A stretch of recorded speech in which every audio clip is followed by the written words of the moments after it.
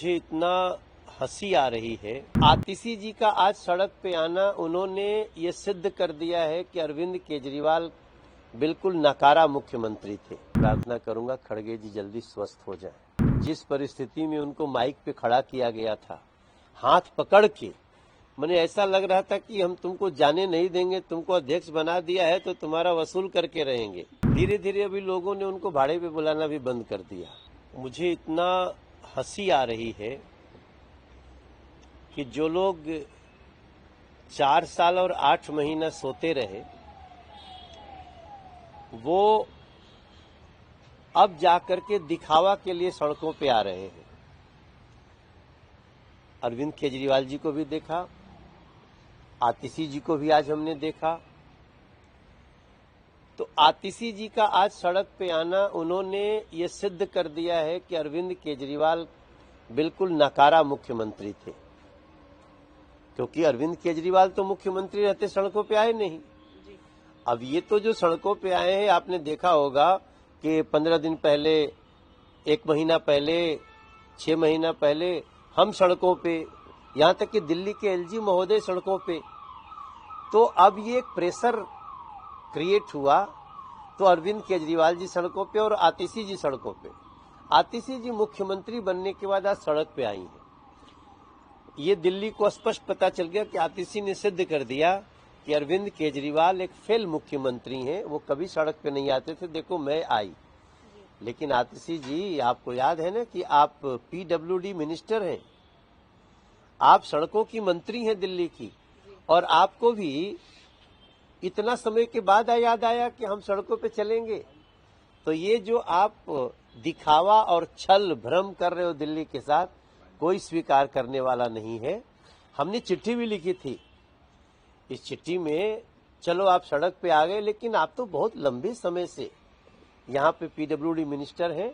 दिल्ली की जनता अब इन लोगों को परमानेंटली विदा करेगी, क्योंकि दिल्ली की जनता समझ चुकी है कि चुनाव आने के समय ये सारी मीठी मीठी बातें, अच्छे अच्छे स्टेप उठाते हैं। मगर आप सोचिए, 75,000 करोड़ का बजट, क्या 75,000 करोड़ का बजट आप ये 2 महीने में कर सकते हो? ये सड़कें ठीक कर सकते हो? सिर्फ दिखावा है और दिल्ली की जनता इनको सजा देगी। सब फाइल्के का अवार्ड मिलेगा, ऐसा अनाउंस किया अश्वनी वैष्णव ने, कैसे देखते हैं? ये बहुत ही बधाई की बात है।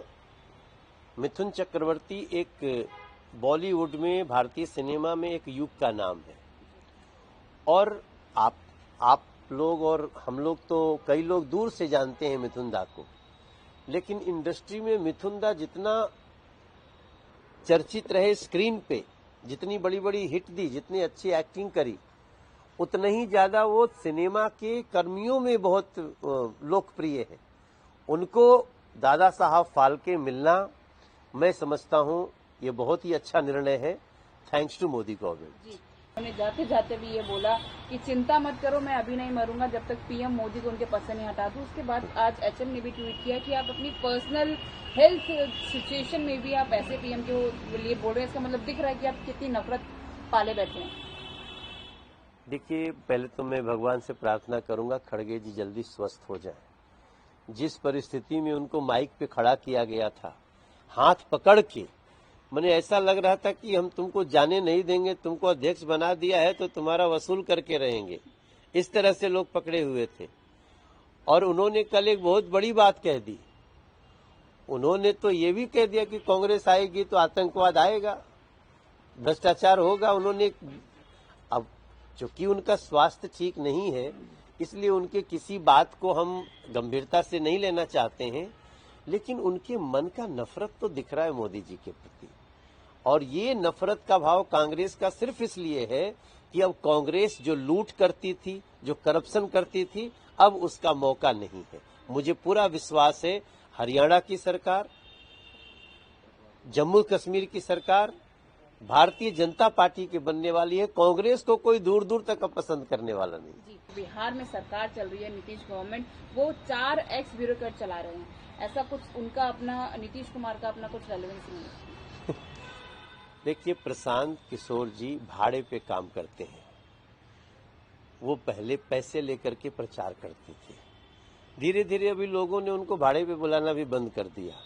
अब वो सोच रहे हैं कि भाई जहां हम पता चलता था सैकड़ों करोड़ रुपया लेकर के हम प्रचार करते थे, तो अब उस तंत्र में खुद डूब जाएं। तो जिस व्यक्ति को पैसे पर ही काम करने की आदत है, उसकी किसी बात को मैं गंभीरता से नहीं लेता।